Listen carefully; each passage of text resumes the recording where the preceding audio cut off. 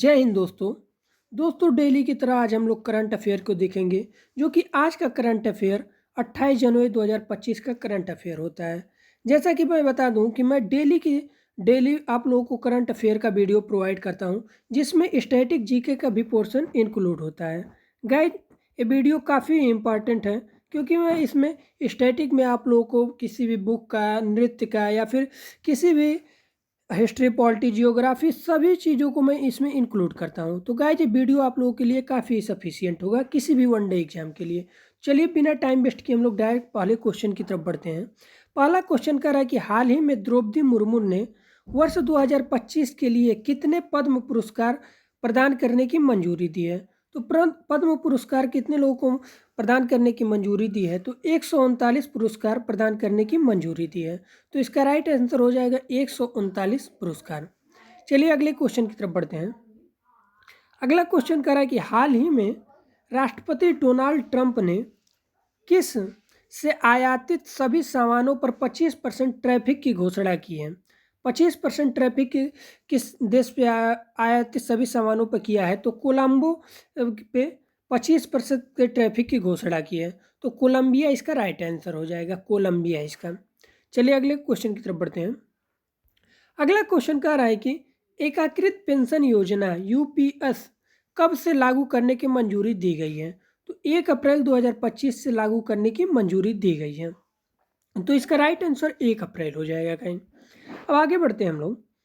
अगला क्वेश्चन कह रहा है कि किस राज्य ने गणतंत्र 2025 में सर्वश्रेष्ठ परेड की झांकी पुरस्कार प्राप्त किया? यानी कि परेड में सर्वश्रेष्ठ झांकी का पुरस्कार किसने प्राप्त किया है? तो उत्तर प्रदेश की सरकार ने प्राप्त किया है। तो इसका राइट आंसर डी हो जाएगा, उत्तर प्रदेश। अब आगे बढ़ते हैं। अगला क्वेश्चन है कि राजकोषीय स्वास्थ्य सूचकांक 2025 में सबसे खराब प्रदर्शन करने वाला राज्य कौन सा है? तो सबसे खराब प्रदर्शन करने वाला राज्य पंजाब है गाइस। तो इसका राइट आंसर पंजाब हो जाएगा। अब आगे बढ़ते हैं। अगला क्वेश्चन कह रहा है कि किस राज्य ने 26 जनवरी को मुख्यमंत्री मोबाइल ऑपरेशन थिएटर लॉन्च किया है? तो नागालैंड राज्य ने किया है, मुख्यमंत्री मोबाइल ऑपरेशन थिएटर लॉन्च किया है। तो इसका राइट आंसर डी हो जाएगा, नागालैंड हो जाएगा। अगला क्वेश्चन देखिए क्या कर रहा है। अगला क्वेश्चन कह रहा है कि हाल ही में किसके द्वारा भारत का पहला एयर टैक्सी प्रोटोटाइप पेश किया गया है? तो सरला एविएशन द्वारा ये जो भारत का पहला एयर टैक्सी प्रोटोटाइप पेश किया गया है। तो सरला एविएशन आप लोगों को याद करके चलना है। अब अगले क्वेश्चन की तरफ, 8वें क्वेश्चन की तरफ बढ़ते हैं। 8वां क्वेश्चन कह रहा है कि हाल ही में किसे मैरीलेबोन क्रिकेट क्लब का नया सदस्य चुना गया है? मैरीलेबोन क्रिकेट क्लब का नया सदस्य जय शाह को चुना गया है। तो इसका राइट आंसर जय शाह हो जाएंगे। तो अगले क्वेश्चन की तरफ बढ़ते हैं। अगला क्वेश्चन कह रहा है कि हाल ही में राष्ट्रपति ने भारत के पूर्व मुख्य न्यायाधीश को पद्म विभूषण पुरस्कार से सम्मानित करने की मंजूरी दी है। ये मुख्य न्यायाधीश का नाम क्या है? तो न्यायमूर्ति JS खेहर है। JS खेहर को इस साल मुख्यमंत्री यानी कि मुख्य न्यायाधीश के पद पर थे इन्हें पद्म विभूषण से पुरस्कार से सम्मानित किया जाएगा। तो इसका राइट आंसर डी हो जाएगा। अगला क्वेश्चन देखिए। अमेरिकी राष्ट्रपति डोनाल्ड ट्रंप ने किस खाड़ी का नाम बदलकर अमेरिका का खाड़ी कर दिया है? तो अमेरिका का खाड़ी किस खाड़ी का नाम बदल के कर दिया गया है? तो मेक्सिको की खाड़ी का नाम बदल करके अब अमेरिका की खाड़ी कर दिया है। ये डोनाल्ड ट्रंप ने किया है गाइस। अब आगे बढ़ते हैं अगले क्वेश्चन की तरफ। अगला क्वेश्चन कह रहा है कि ग्लोबल फायर पावर इंडेक्स 2025 ने भारत 0.1184 की स्कोर के साथ कितने स्थान पर है? तो ये 0.11484 के स्थान के साथ ही ये चौथे स्थान पर है। तो गाइस आप लोग को याद है 0.1184 के साथ ही ये चौथे स्थान पर है गाइस। अब आगे अगले क्वेश्चन की तरफ बढ़ते हैं। अगला क्वेश्चन कह रहा है कि निम्नलिखित में से किसके द्वारा 27 जनवरी को राष्ट्रीय कैडेट कोर NCC की वार्षिक रैली को संबोधित किया गया है? यानी कि NCC की वार्षिक रैली को किसके द्वारा संबोधित किया गया है? तो प्रधानमंत्री नरेंद्र मोदी जी के द्वारा ये संबोधित किया गया है और 27 जनवरी को किया गया है गाइस। तो इसका राइट आंसर बी हो जाएगा, नरेंद्र मोदी जी। अब आगे बढ़ते हैं। अगला क्वेश्चन कह रहा है कि वाणिज्य मंत्रालय ने किस वर्ष तक भारतीय उत्पादों के लिए 10,000 भौगोलिक संकेत यानी कि GI टैग का लक्ष्य निर्धारित किया है? तो 2030 तक इस 10,000 भौगोलिक यानी GI टैग का लक्ष्य को निर्धारित किया है। और कौन सा मंत्रालय ने किया है? तो ये भी आप लोगों को याद करके चलना है, वाणिज्य मंत्रालय ने उत्पाद लक्ष्य को निर्धारित किया है। अब आगे बढ़ते हैं, अगला क्वेश्चन देखिए। अगला क्वेश्चन कह रहा है कि हाल ही में किस राज्य सरकार ने राज्य के 606 गांवों में 4 कल्याणकारी योजनाओं की शुरुआत की है? तो 606 गांवों में 4 कल्याणकारी योजनाओं की शुरुआत तेलंगाना की सरकार ने की है। तो इसका राइट आंसर तेलंगाना हो जाएगा। अब आगे बढ़ते हैं हम लोग। अगला क्वेश्चन कह रहा है कि हाल ही में कौन से 2 शहर हैं जिन्होंने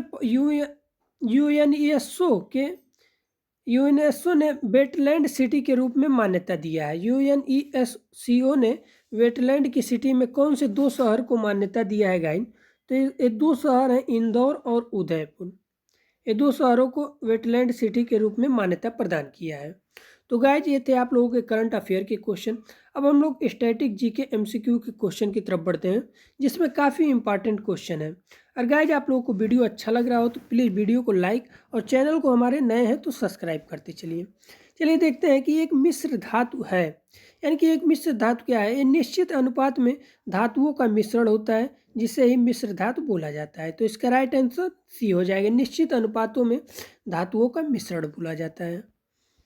अगला क्वेश्चन देखिए। अगला क्वेश्चन कह रहा है कि भारत के संविधान में फेडरल शब्द का प्रयोग कहाँ किया गया है?